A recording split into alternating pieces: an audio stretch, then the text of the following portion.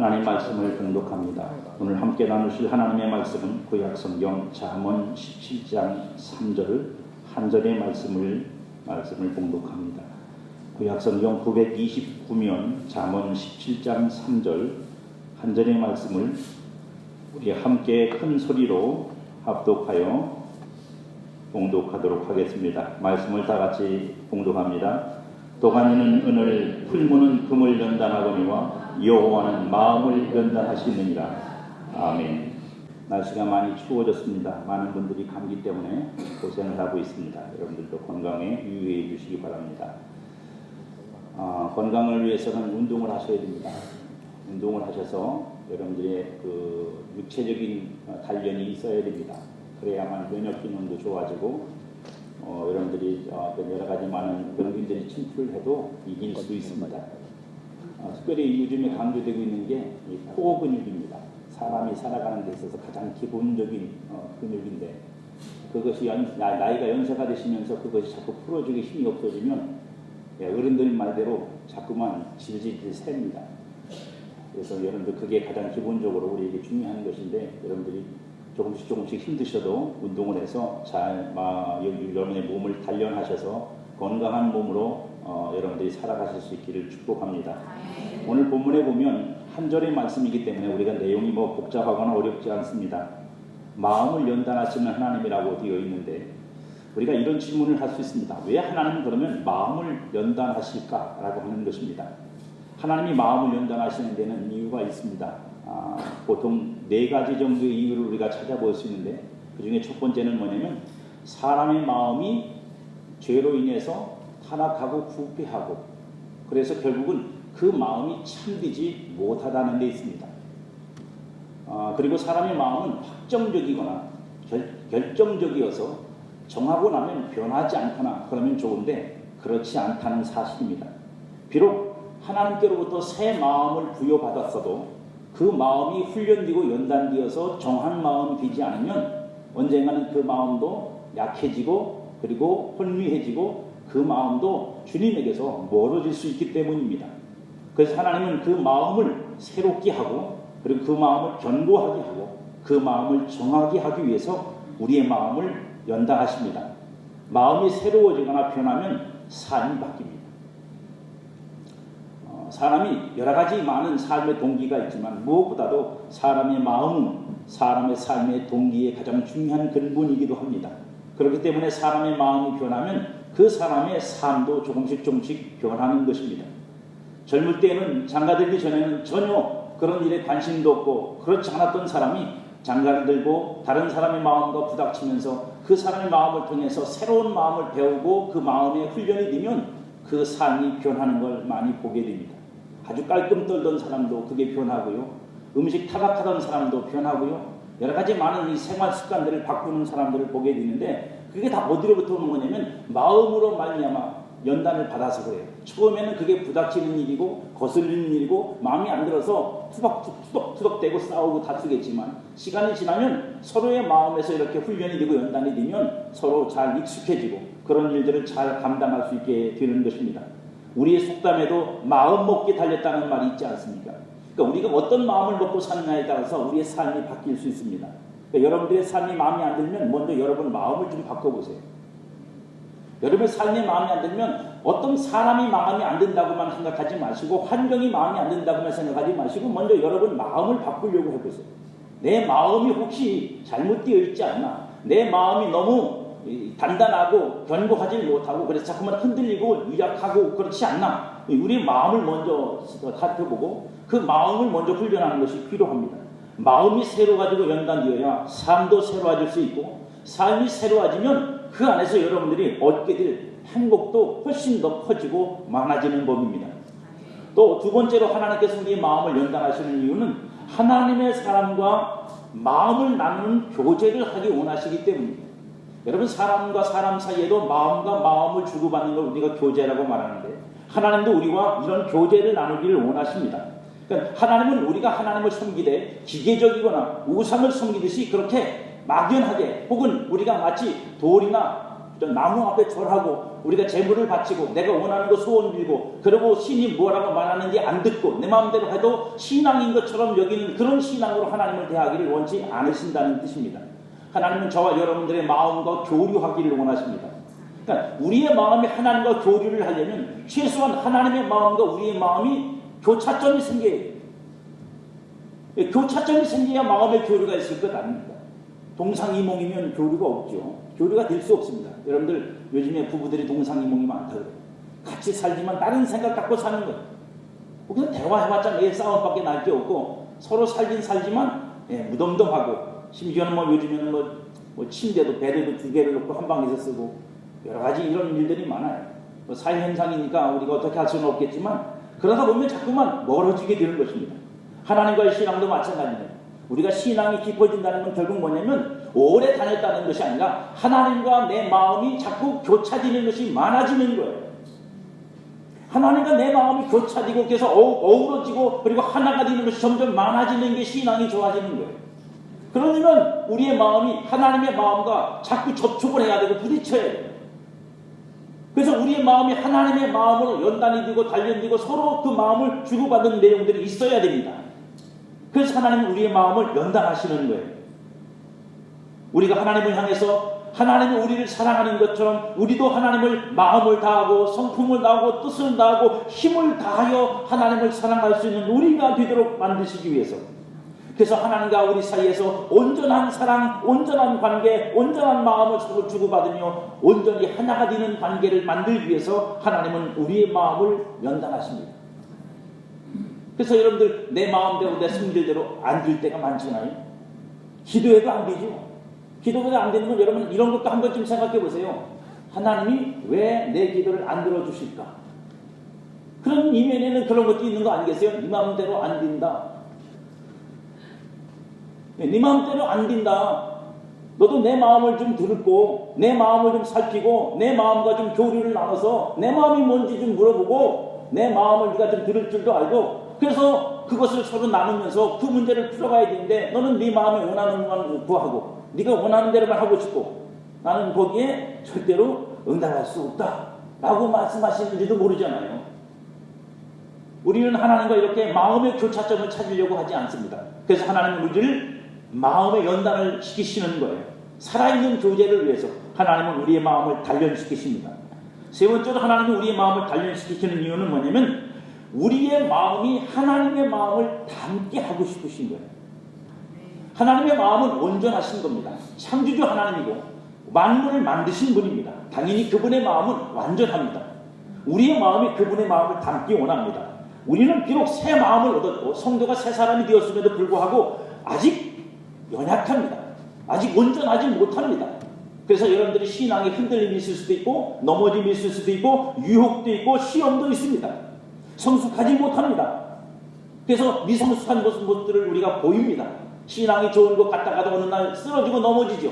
그래서 성숙하지 못한 부분을 보여줍니다. 영으로 사는 것처럼 보여지다가도 어느 날 육신이 툭 튀어나오고 하나님 뜻대로 사는 것처럼 보여지다가도 어느 날 내 어떤 자아가 툭 튀어나와서 우리로 하여금 실망스럽게 낙심하게 만듭니다.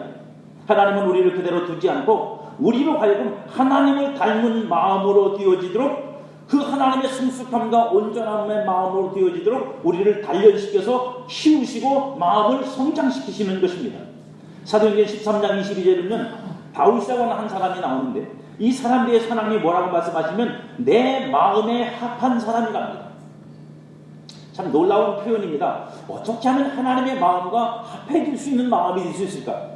최소한 이 말씀 속에는 이런 것 아닙니까? 그 사람의 마음과 내 마음이 겹쳐지는, 교차되는, 하나가 되는 부분이 많다 이거예요. 그래서 하나님이 어떤 뜻을 이루시고자 할 때 그 하나님의 뜻을 100% 수용하고 그 뜻을 따라 자기 인생을 내어줘서 하나님의 뜻을 이루는 일에 합당한 사람이라는 뜻 아닙니까? 그래서 하나님의 뜻이 이 세상에 이루어지도록 그 통로가 될 수 있는 사람을 다윗이라고 하나님은 말씀하십니다. 마음이 하나 되는 단계, 하나님과 내 마음이 하나 되는 단계. 여러분 이것을 위해서 하나님은 오늘도 우리를 연단하시고 훈련하셔서 우리의 마음을 하나님의 마음과 같이 우리의 마음이 하나님의 마음을 헤아리고 알 수 있도록 우리를 연단시키고 단련시키고 키우시고 성숙하게 만들어 가십니다. 네 번째로 하나님이 우리의 마음을 연단하시는 이유는 우리의 마음을 연단하시고 훈련하신 후에 우리의 마음을 통해서 하나님의 마음을 이 세상에 나타내고 드러나시는 일에 통로로 쓰시려는 겁니다. 여러분들이 많은 삶의 일들로 인해서 마음의 고통과 아픔과 슬픔과 그리고 낙심과 좌절과 여러 가지 많은 일들을 겪습니다. 인생은 육신으로 겪는 것만이 아니라 마음으로 겪습니다. 사실 육신으로 겪는 것은 잠깐인데 마음이 더 오래 가는 것 같습니다. 육신의 고통은 약 바르고 그리고 그걸 뭐 싸매고 수술하고 고치면 금방 낫는데 근데 마음의 병은 더 오래 가는 것 같습니다. 하나님은 성도의 마음을 사용하기 원하십니다.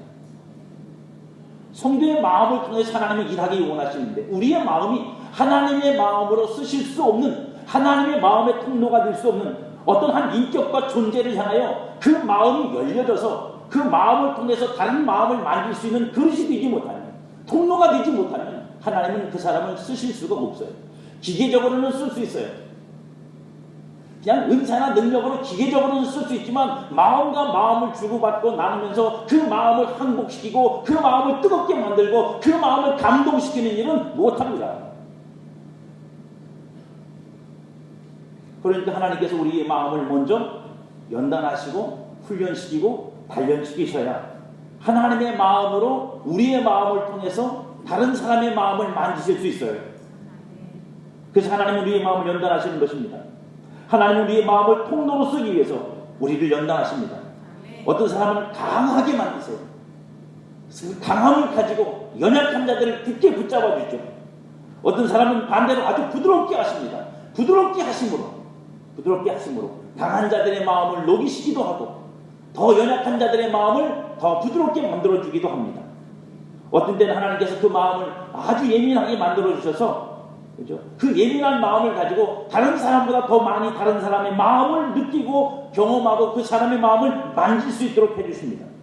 대표적인 사람이 여호수아였습니다.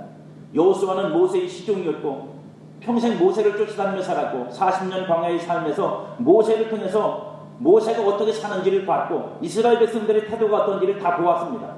모세가 죽고 난 다음에 그는 지도자가 되었습니다. 여러 가지 생각이 있었을 겁니다.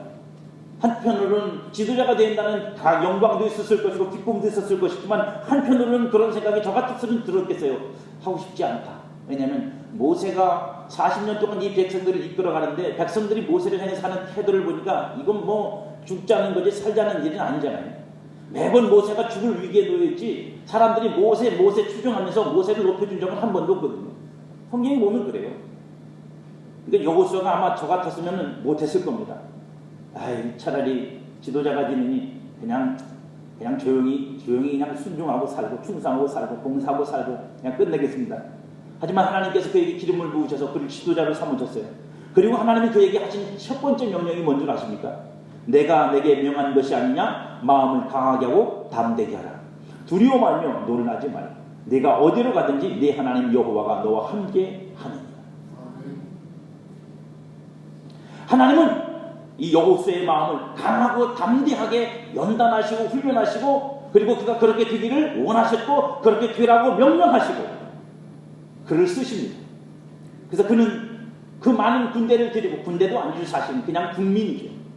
전쟁에 훈련되지도 않은 그 사람들을 데리고 전쟁을 합니다. 전쟁을 해서 가나안 땅을 점령하는 위대한 일을 이루어냅니다. 어떻게 그것을 할 수 있었을까요? 물론 하나님이 도와주시고 하나님이 역사하셨습니다. 하지만 하나님이 역사하시고 하나님이 도와주신다고 그냥 되는 건 아닙니다. 그 과정 속에서 우리가 겪어야 될 많은 일들은 고스란히 다 우리의 몫입니다. 그걸 견뎌내는 일. 적을 견뎌내는 것도 두려운 일이지만 그 힘없고 연약한 제멋대로인 백성들을 견뎌내는 일도 힘든 거예요. 그걸 견뎌내고 두려움 속에 있는 그들, 제멋대로인 그들, 우리가 잘 알다시피 그래서 아간 같은 사람이 나오는 거 아니에요? 명령에 순종하지 않고 제멋대로 해서 백성 전체를 위험하게 만드는 사람도 나오는 거고, 그죠? 불순종하는 사람들도 나오는 거고, 반역도 일어나는 거고, 여러 가지 많은 일들이 그 안에서 일어납니다. 이 모든 것들을 견디고 이기며 그러면서도 그 백성들을 하나님의 뜻으로 이끌어가려면 강하고 담대함이 필요합니다. 그래서 하나님은 여호수아에게 그렇게 훈련하십니다. 여러분들에게는 뭐가 필요할까요? 우리 각자는 똑같은 마음이 필요하지 않을 수도 있어요. 물론 보편적으로 우리의 마음이 다 강하고 담대하고 그러면 좋겠지만 어떤 사람은 강하고 담대함보다는 더 예민하고 부드러움을 통해서 어떤 사람을 향하여 하나님의 글을 쓰실 수 있는 아주 그런 부드러운 마음을 하나님이 훈련시킬 수 있어요.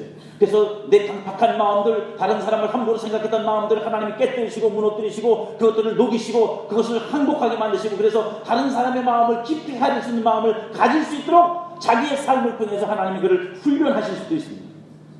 하나님의 사람은요, 하나님의 마음이 훈련한 만큼 쓰시는 거예요.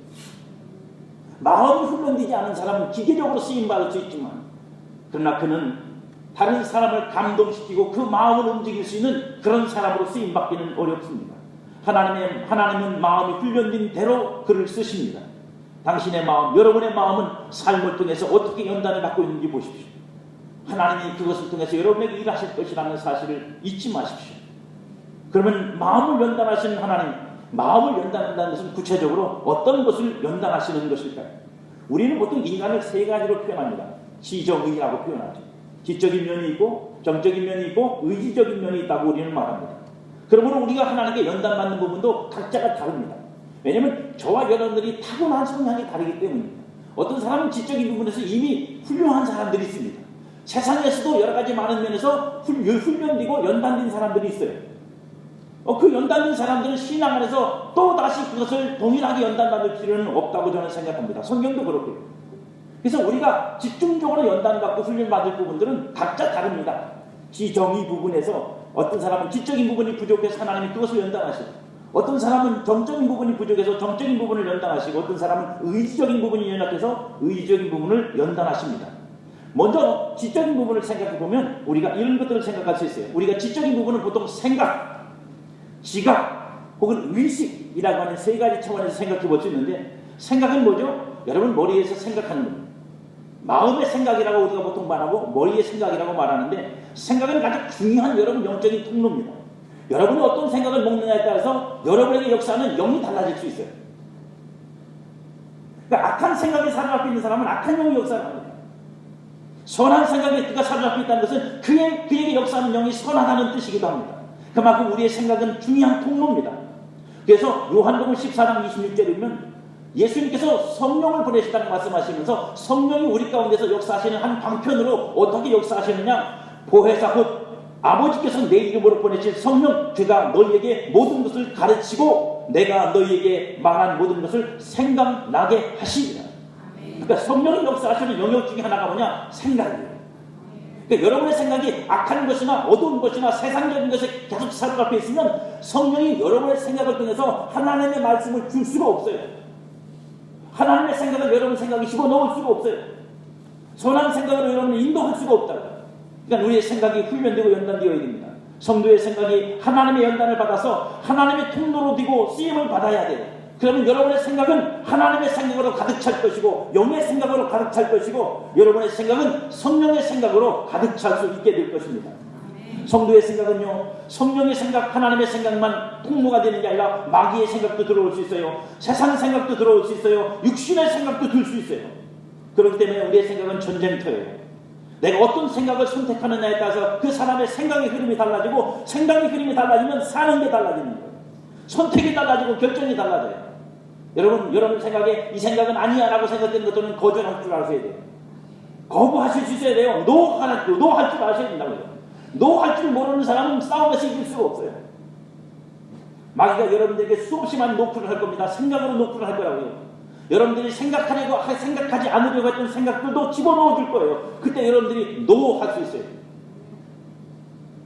그 마귀에게 져서 그 생각을 받아들이고 생각에 사로잡혀서 그 생각대로 자기 인생을 만들어 가시면 안 됩니다. 그래서 생각은 무서운 영적인 전투의 장이에요. 여러분의 생각에 성령이 사로잡히도록 생각을 방치하지 마시고 지속적으로 싸우며 연단을 받아서 여러분의 생각에서 하나님 앞에서 여러분의 생각을 통해서 하나님께서 말씀하시고 하나님의 생각이 여러분의 생각 속에서 나타나시고, 그러므로 여러분의 생각들이 정말로 그 생각을 통해서 많은 하나님이 주시는 지혜와 하늘의 빛과 하나님의 어떤 놀라우신 하나님의 섭리와 역사들을 깨닫고 알며 계시가 있고 감동이 있고 감화가 있고 지혜가 있는 여러분이 되시기를 주의 이름으로 축복합니다. 지각이 있습니다. 지각은 영적인 깨달음이에요. 마음에 깨닫는 거예요. 그래서 지각이 깊은 사람은 깨닫는 마음도 깊어요. 똑같은 일을 겪어도 어떤 사람은 깊이 깨닫고 어떤 사람은 겉으로 깨달아요. 똑같은 말을 들어도 어떤 사람은 그걸 통해서 깊이 자기 심령 속으로 들어가고 어떤 사람은 겉에서만 맴돕니다. 왜냐고요? 지각이 다르기 때문이에요. 그 마음속에서 그 사람이 깨닫는 깊이가 다르기 때문에 그럴 수밖에 없어요. 그래서 지각은 훈련되고 훈련되어야 됩니다. 지각이 잘 훈련된 사람은, 지각이 뛰어난 사람은 그 지각을 가지고 선악을 분별하고 의와 불의를 분별하고 빛과 어둠을 분별하며 살아요. 그래서 그 사람들은 분명합니다, 삶이. 하지만 지각이 약한 사람들은요, 불분명해요. 흐리멍청해요. 세상 사람들 말대로 이게 술에 물 탄 건지 물에 술 탄 건지 몰라가지고 이게 죄인지 아닌지 구별이 안 가요. 이게 의로운 건지 불의한 건지 구별이 안 갑니다. 이게 빛인지 어둠인지 구별이 안 가요. 그래서 이랬다가 저랬다가 뭐 이것도 했다가 저것도 했다가 그렇게 할 수밖에 없는 거예요. 히브리서 5장 14절이면 이렇게 말씀합니다. 단단한 식물은 장성한 자의 것이니 저희는 지각을 사용함으로 연단을 받아 선악을 분별하는 자들이냐. 지각을 사용하여 연단을 받았다. 지각을 사용하는 것을 연단받았다는 거예요. 그래서 그 연단된 것으로 말미암아 분별할 수 있는 능력을 갖추게 되었다는 뜻입니다. 지각이 없는 사람은 없습니다. 모두 지각을 가지고 있으니까 여러분들이 그 지각을 가지고 우리가 하나님도 아는 것이에요.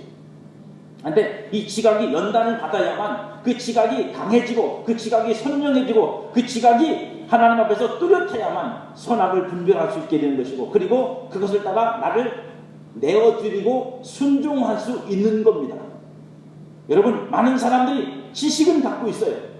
지식은 갖고 있지만 그 지식을 따라 살지 않아요. 왜? 그 지식을 따라 살았을 때 내가 이 삶이 어떻게 될지에 대한 분명한 지각이 없기 때문입니다. 지식만 가지고는 안 됩니다. 여러분의 마음속에 깨달음이 있어야 돼요. 그래서 사실 어떻게 보면 인생은 깨달음의 연속이에요. 깨닫는 거예요. 아, 그렇구나. 깨달아지면 그만큼 살아요. 하지만 지식만 가지고는 못 살아요. 여러분에게 지각이 연단이 있길 바랍니다. 그래서 지각이 있는 사람은 점점 그 마음이 하나님을 더 많이 알게 된다는 것입니다. 요한일서 5장 20절이면 또 아는 것은 하나님의 아들이 이르러 우리에게 지각을 주사 우리로 참된 자를 알게 하신 것과 또한 우리가 참된 자 곧 그의 아들 예수 그리스도 안에 있는 것이니 그는 참 하나님이요 영생이시라. 지각을 통해서 하나님이 우리에게 하나님을 알게 해주신대. 우리가 소위 이것을 영적 지각이라고 해요. 세상의 어떤 것을 지각하고 깨닫는 것만이 아니라 하나님을 지각하고 깨닫는 마음을 갖게 된다는 것입니다. 그래서 신앙이 생기는 거죠. 그래서 신앙이 생기는 겁니다. 로마서에서 믿음은 들음에서 난다고 말할 때 그 들음이 그냥 들려진다고 듣는다고 되는 게 아니라 우리 마음에 들어와서 지각을 통해 깨달아질 때 믿음이 생겨요. 그러므로 여러분의 지각이 연단을 받아야 됩니다. 그래서 깊이 여러분의 마음을 파고 들어가서 깨달음이 깊어야 되고, 깨달음이 깊을 만큼 여러분의 삶은 변화되고 새로워질 것이기 때문입니다. 세 번째가 의식의 차원입니다. 의식은 깨어있는 것입니다. 여러분, 지금 여러분들 깨어있다고 생각하십니까? 잠들어 있다고 생각하십니까? 여러분 자신을 보세요. 지금 여러분 깨어있어요? 잠들어 있어요? 몸은 여기 와 있는데 정신은 딴 데 가 있는 사람은 여기서 자고 있는 거예요. 우리가 생각 없이 산다고 말하죠. 예, 그런 사람들 많습니다. 생각 없이 사는 분 말해요. 의식이 훈련되지 않으면 인간은 습관적이고 본능적이고 충동적인 인간으로 살아요. 깨어있는 사람만이 습관과 본능과 충동으로부터 자유로워질 수 있어요. 여러분은 어떻습니까? 여러분의 인생에 충동이 많습니까? 아니면 여러분 깨어있는 의식이 많습니까? 본능적인가요? 그렇다면 의식이 훈련되어야 합니다. 사람은요, 의식 수준에 맞게 사는 거예요. 그냥 남한테 뭐라 그럴 게 아니라 의식 수준이 다르니까 어떤 사람은 바닥에 떨어지는 휴지를 줍는 거고 어떤 사람은요, 휴지를 버리는 거예요. 두 사람 차이는 뭘까요? 두 사람의 차이는 뭘까요? 의식의 차이. 의식의 차이요. 버리는 사람은 생각이 없어요. 생각 없이 버리죠. 딱 한 가지 생각이 있습니다. 자기 집에 누가 버리면 화는 나겠죠. 죽는 사람은요, 깨끗해야 된다는 의식, 이렇게 더럽히면 안 된다는 어떤 다른 사람보다 더 높은 차원의 공동체적 의식을 갖고 있는 거예요. 그러니까 다른 사람은 버리는데 나는 죽는 거예요. 버리는 사람은요, 자기 의식밖에 없는 거예요. 나만 편하면 되는 거고, 나만 쉬우면 되는 거고, 나만 덜 힘들면 되는 거예요. 그러니까 아무데나 버리는 거예요. 짐승도 똥을 가래 싸는데, 짐승도 똥을 훈련만 시키면 똥을 가래 싸죠. 사람의 의식이 수준이 높아져야 돼요. 그래야 수준 높은 삶을 삽니다. 의식 수준과 삶의 수준은 동일해요. 바뀌지 않아요, 여러분. 성도의 의식도 그래서 수준이 높아져야 돼요. 예, 성도의 의식 수준이 높아져야 돼요. 성도의 의식 수준은 그 목표가 뭐냐, 목적이 뭐냐, 하나님 의식이에요. 하나님의 아들, 하나님의 자녀가 된다는 건 뭐냐면 하나님 같은 의식을 가지고 이 세상을 살아가는 존재가 된다는 뜻이에요. 하나님이 어떤 의식을 갖고 사시는지, 그래서 우리는 관심을 가져야 되고 하나님의 생각을 들어야 되고 말씀을 통해서 하나님이 이런 때 어떤 생각을 가지시는지, 어떤 의식을 갖고 이런 일을 판단하시고 분별하시고 선택하시고 명령하시고 우리에게 말씀하시는지를 성경을 통해서 들어야 돼요. 듣고 의식이 깨어나야 돼요. 아, 내가 이렇게 살면 안 되겠구나. 본능 따라 살면 안 되겠구나. 습관적으로 살면 안 되겠구나. 충동을 따라 살면 안 되겠구나. 또 하나, 성도는요, 사랑의식으로 살아야 돼요. 하나님이 우리에게 베풀어 주신 것이 사랑이고 우리로 너희가 서로 사랑하라고 말씀하셨으니 성도는 최소한 의식 수준이 사랑 수준이 되어야 된다고요. 어린애들 하듯이 그렇게 하면 안 돼요. 어린애들처럼 신앙생활 하시면 안 된다고요. 의식을 높이셔야 돼요. 물론 처음부터 높아질 수는 없겠죠. 우리가 하나님의 사랑을 알지만 우리가 처음부터 하나님의 사랑 의식으로 인생을 살아가거나 신앙을 살 수는 없습니다. 그래서 훈련이 필요한 거죠. 훈련이 필요한 거예요. 여러분, 인생을 산다는 게 어떤 게 제일 힘들죠? 저는 인생을 살면서 제일 힘든 게 뭐냐면 똑같은 일을 계속 반복해야 된다는 게 제일 힘들어요. 매일 새로웠으면 좋겠어요. 근데 인생이 어렵잖아요. 젊은이들이 힘들어하는 것 중에 하나가 뭐죠? 취직은 하고 싶은데 막상 취직하고 나면 매일 똑같은 날 아침 출근해서 똑같은 시간에 퇴근하고 똑같은 일을 반복하면서 지겨워지기 시작해요. 그래서 몇 달 지나고 몇 년이 지나면 이제는 그만뒀으면 좋겠다는 생각을 가져요. 인생은 사실 그게 힘든 거예요. 똑같은 일을 계속 반복적으로 해낼 수 있는 실력. 그리고 그 속에서 자기 인생을 살아가고 그걸 통해서 자기가 원하는 것들을 이루어가고 이 모든 것들을 다 해나갈 수 있는 실력이 된다는 게 인생의 연구를 갖는 거예요. 그러려면 여러분 이게 하루아침에 배워지는 건 아니잖아요. 그러려면 먼저 내 의식부터 바꿔야 돼요. 내 의식 수준부터 바꾸지 않으면 그렇게 공동체로 함께 살아가는 사회생활을 할 수가 없어요. 자기만 생각하는 사람은 이게 어렵습니다. 그래서 힘들어하는 거죠. 성도가 사랑의식으로 채워지지 않으면 교회 와도 이기적일 수밖에 없어요. 그럼 물어보나 안 합니다. 거듭나고 새 사람 되고 은혜를 받아서도 의식이 바뀌지 않으면 그 사람 수준이 의식이 낮으면 여전히 어린아이. 생각하는 게 어린아이 같고 말하는 게 어린아이 같고 판단하는 게 어린아이 같고 행동하는 게 어린아이 같아서 하는 짓이 어린애. 의식이 바뀌어요. 우리 의식 수준이 사랑으로 바뀌면 나를 먼저 생각하는 게 아니라 다른 사람 생각하는 수준이 됩니다. 나를 먼저 생각하는 게 아니라 다른 사람 먼저 생각하는 수준이 되는 거라고요. 개인의 생각이 먼저가 아니라 가장 먼저 생각하는 수준이 되는 거예요. 이건 어른이 되어야 되는 거죠. 애들 중에도 가끔 그런 사람들이 있어요. 어느 분이 제게 그런 말을 들었어요. 제가 아이를 셋을 길렀는데 큰 아이를 환경 때문에 유학 아닌 유학을 보내는 거예요. 다른 데로, 먼 데로 보내서 이제 공부를 시키는데 첫째를 그렇게 보내면서 엄마가 6개월을 울었대. 얘가 잘하나 못하나 걱정되고 염려되니까 얼마나 걱정되고 엄마가 안달했겠어요. 6개월을 울었대. 둘째 놈은 똑같은 데 사니까 둘째 놈도 또 유학을 보냈는데 좀 더 일찍 보냈대. 근데 이놈은 엄마 보고 싶다고 집에 가고 싶다고 말도 없고 아무 말도 없더래요. 근데 나중에 다 커가지고 나중에 그 아이가 엄마한테 한 말을 들어보니까 나중에 아는 거예요. 엄마가 자기 첫째를 보내놓고 나서 어떻게 살았는지를 지 눈으로 봤으니까 나도 똑같이 가면 우리 엄마가 똑같이 나 때문에 걱정하고 염려하고 그렇게 하실 텐데 내가 집에 가고 싶다고 보고 싶다고 그러면 우리 엄마가 또 밤낮 울면서 살 거라니까 이놈이 저도 6개월 동안 30병을 앓고 있으면서도 전화 한 번 안 한 거예요. 애들도 그만큼 해요. 애들도 그만큼 한다고 여러분. 우리가 신앙 안에서 얼마나 의식 없이 수준 낮은 의식으로 살아가는지 우리 스스로를 살펴야 돼요. 사랑 의식으로 높여야 돼요. 높아져야 됩니다. 그리고 천국 의식이 있으셔야 돼요. 여러분 어차피 천국 갈 거 아닙니까? 안 가실 분만 안 해보세요. 그럼 수준을 거기를 높이셔야 되잖아요. 비록 지금 땅에 살지만 수준은 천국으로 살아야 되잖아요.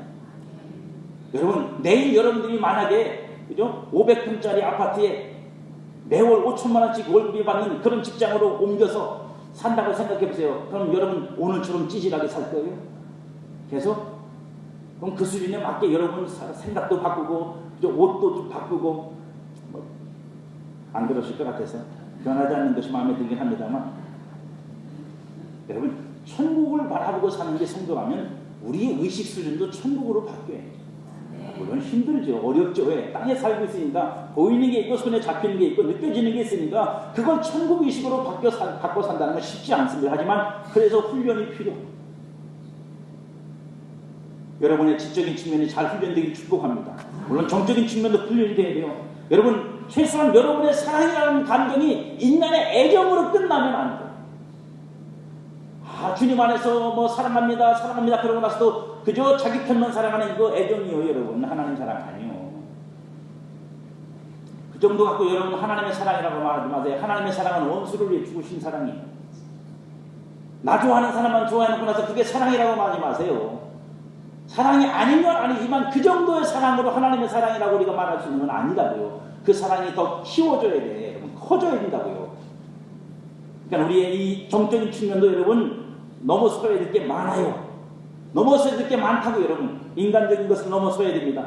내 감정을 넘어서야 된다고요. 내 만족을 넘어서야 되고, 그래서 우리의 사랑이, 우리의 이 감정이 하나님께 쓰임받을 수 있는 그런 감정이 되어야 됩니다. 감정이란 사람의 마음에서 가장 중요하면서도 큰 비중을 차지하는 부분이에요. 그러므로 감정 부분이 훈련되지 않으면 우리는 그 감정이 흔들려요. 머리는 알면서도 감정 때문에 안 돼요. 뜻을 세웠는데도 감정이 안 움직여져. 그래서 안 될 때가 많아요. 그래서 감정이 잘 훈련된 사람이 순종을 잘하는 거예요. 가장 감정적인 부분이 훈련되고 있다면 하나님께 더욱 가까이, 더욱 많이, 더욱 예민하게 귀히 쓰임받을 수 있을 줄 믿습니다. 의지적인 측면도 여러분 훈련되어야 됩니다. 사람의 마음을 알 수가 없어요. 여러분 마음이 한 번 놓은 마음이 여태까지 변하지 않은 게 있어요? 없잖아요. 우리의 마음은 조속간 변합니다. 아니 조속간 변하는 게 아니라 여러분 시시때때로 변합니다. 그러니까 우리의 마음을 그런 것들을 주장하고 있는 것이 관장하는 게 의지인데, 이 의지가 훈련되지 않으면 그래서 우리가 하나님의 뜻대로 살고 싶다고 고백하고 눈물 흘리고 또 일어서면 또 못 살아요. 어떤 사람은 마음이 쉽게 돌아서고, 어떤 사람은 마음이 쉽게 변하고, 어떤 사람은 마음이 쉽게 미혹되고, 어떤 사람은 마음이 쉽게 기울어지고, 어떤 사람은 마음이 쉽게 격동되고, 어떤 사람은 마음이 제멋대로고. 이런 마음을 붙잡을 수 있는 것, 의지적인 측면입니다. 의지적인 측면이 훈련돼야 이런 마음을 굳게 붙잡아서 그럼에도 불구하고 내가 하나님으로 인하여 변하지 않고 살아갈 수 있는 것입니다. 이런 의지적인 측면에서 우리는 훈련을 받아야 됩니다. 의지가 정하도록, 마음이 정하도록, 그리고 마음이 온전히 순종하도록, 그리고 마음을 다할 수 있도록, 때로는 절제하고 인내할 수 있도록, 이런 것들이 훈련되어야 돼요. 훈련되지 않으면 제멋대로 돌아가서 여러분들이 여러분 스스로 주체할 수 없게 돼요. 의지적인 측면이 훈련되고 연단되면 변하지 않아요. 변하지 않는다고요. 이런 의지적인 측면이 훈련되면 변하지 않아요. 이럴 수도 있고 저럴 수도 있어요. 사람은 여러분 살다 보면 많은 일을 만납니다. 신앙도 마찬가지거든요. 은혜가 충만할 때가 있고 은혜가 충만하지 못할 때도 있어요. 여러분 감정적인 데만 열려있는 사람은 은혜가 충만할 때는 신앙생활 열심히 하지만 은혜가 충만하지 않으면 신앙생활 잘 안 합니다. 왜요? 의지가 약하기 때문에. 하나님을 향하여 그가 뜻을 정하지 않았기 때문이에요. 그죠? 은혜가 있을 때는 하나님의 자녀고 하나님의 백성이고 내가 하나님을 섬겨야 된다는 이 분명한 신앙적 의지가 바로 서거지지 않았기 때문에 좋을 때는 잘하다가 없을 때는 좋지 않을 때는 제멋대로 하는 거예요. 왜? 그가 의지적 훈련을 받지 않았기 때문입니다. 의지적 측면이 훈련되고 연단되면 반드시 이룹니다. 믿음의 담대함이 있습니다. 하나님의 뜻을 반드시 이루겠다는 의지적인 힘이 그 사람으로 하여금 뜻을 이루도록 만듭니다. 의지적 측면이 훈련된 사람은 역사가 있어요. 그래서 역사가 있어요. 감정적 측면이 풍성한 사람은요 여러 가지 많은 감정을 통해서 하나님의 일을 이루지만 의지적 측면이 의지적인 측면이 훈련된 사람은 하나님의 역사를 일으킨다고요. 일을 만들어 갈 줄 알아요. 그리고 이를 성취해낼 줄 알아요. 그래서 하나님께서 여호수아에게 강하고 담대하게 그를 훈련시키고 그렇게 서라고 말씀하신 겁니다. 오늘 본문으로 다시 결론을 위해 돌아갑니다. 도가니는 눈을, 풀무는 등을 연단하거니와 여호와께서는 마음을 연단하시느니라. 여러분, 도가니가 은을 연단한답니다. 풀무가 금을 연단한답니다. 도가니가 뜨거워져야, 풀무가 뜨거워져야 그 안에 금도 은도 연단하는 겁니다. 풀무가 냉랭하면 금이 녹을까요? 은이 녹습니까? 안 녹죠. 그럼 우리가 여기서 이 말씀을 통해서 깨달을 게 있어요. 그게 뭔 줄 아십니까? 내 마음을 연단시키고 훈련시키기 위해서는 하나님 마음이 먼저 뜨거워져요. 하나님의 마음이 나를 향해 뜨겁지 않으면 내 마음을 녹이실 수가 없어요. 내 마음을 훈련시킬 수가 없다고요. 하나님은 우리를 기계적으로 훈련하지 않습니다. 천사 보내가지고 이리 굴려라 저리 굴려라, 환경을 어렵게 했다가 쉽게 했다가 뭐 좋게 했다가 나쁘게 했다가 그래서 저는 깨닫게 해라, 그렇게 말하시는 게 아니라 그런 우리를 바라보시고 그렇게 우리를 훈련하신 하나님의 마음은 우리보다 더 뜨거워야 우리의 마음을 녹이는 거예요. 왜냐하면 하나님의 마음은, 하나님의 연단은 말로 하시는 게 아니고 능력으로만 하는 게 아니라 그 온 마음으로 하시기 때문입니다. 잠언 27장 17절에 보면 이 비슷한 말씀인데 이렇게 말씀하세요. 철이 날카롭게 하는 것 같이 사람이 그 친구의 얼굴을 빛나게 하느니라.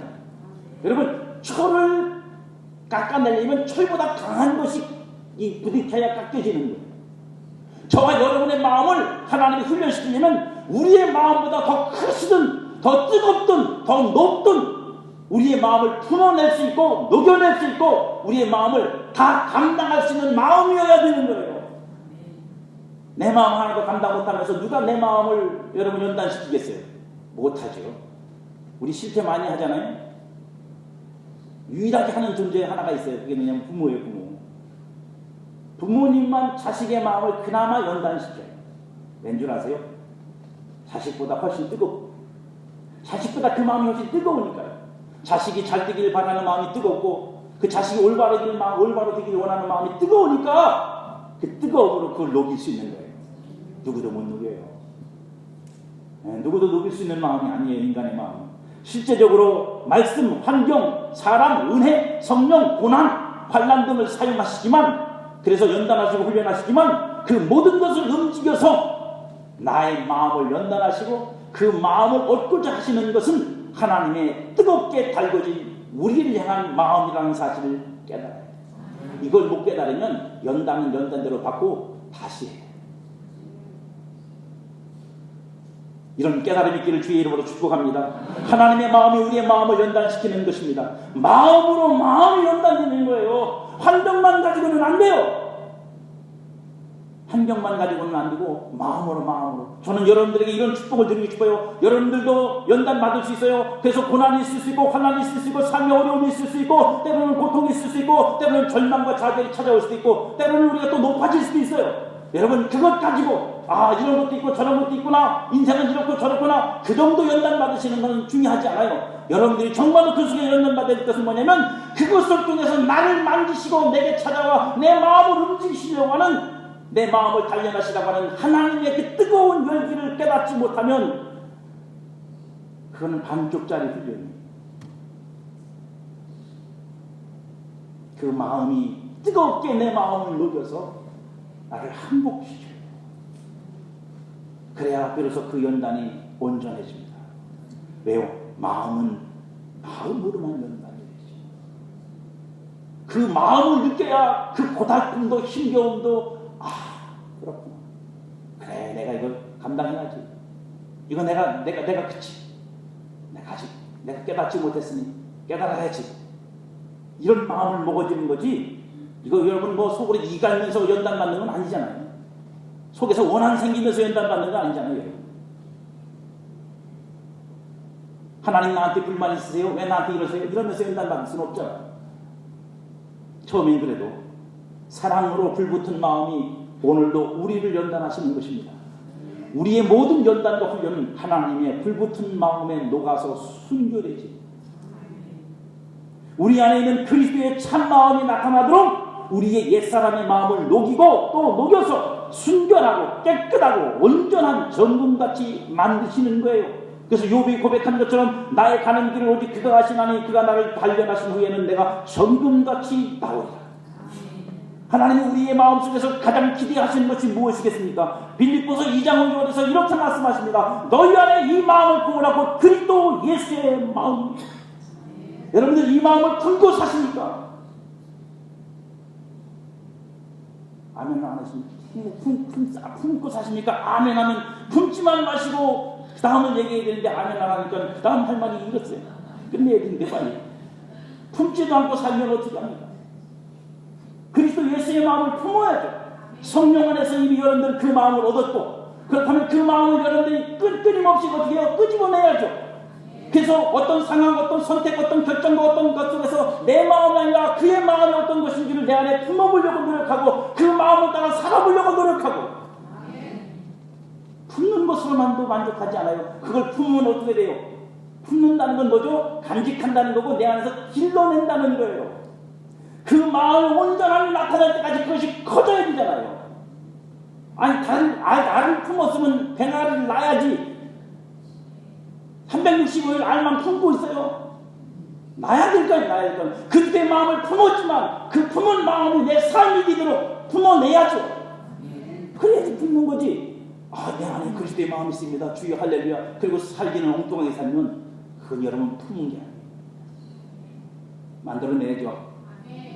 닭이 삐약삐약 나오시기를 축복합니다.